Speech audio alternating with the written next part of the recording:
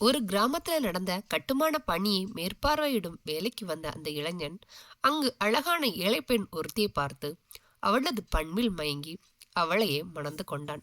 நாளடைவில் அவனே சொந்த நிறுவனம் தொடங்கி பல பணிகளை செய்து கோடீஸ்வரனாக உயர்ந்தான். ஆண்டுகள் உருண்டோட மீண்டும் அதே கிராமத்தில் அவனது நிறுவனம் வேறொரு பெரிய கட்டிடத்தை கட்டி கொண்டிருந்தது. சொந்த ஊருக்கு கூட்டி போனால் மனைவி மகிழ்ச்சி அடைவாளே என்ற எண்ணத்தில் மனைவியோடு அங்கு போனான். அவர்களை வரவேற்றான் அழுக்கு சட்டை அணிந்த காவலாளி ஒருவன்.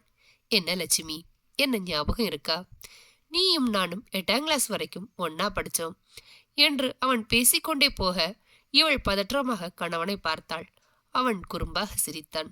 வீட்டுக்கு திரும்பும்போது அவளை வம்புக்கு இழுத்தான் கணவன். நல்ல வேளை நீ என்ன கல்யாணம் பண்ணிக்கிட்ட, இல்லைனா அந்த அழுக்கு காவலாளியை கல்யாணம் பண்ணிக்கிட்டு அழுக்கு புடவையோட அலைஞ்சிருக்கணும் என்றான். மனைவி கோபமாக சொன்னாள். உங்க அதிர்ஷ்டம், நீங்க என்ன கல்யாணம் பண்ணிக்கிட்டீங்க. இல்லைனா இந்த நேரம் அவன் இல்ல கோடீஸ்வரனாகி உங்க இடத்துல இருந்திருப்பான்.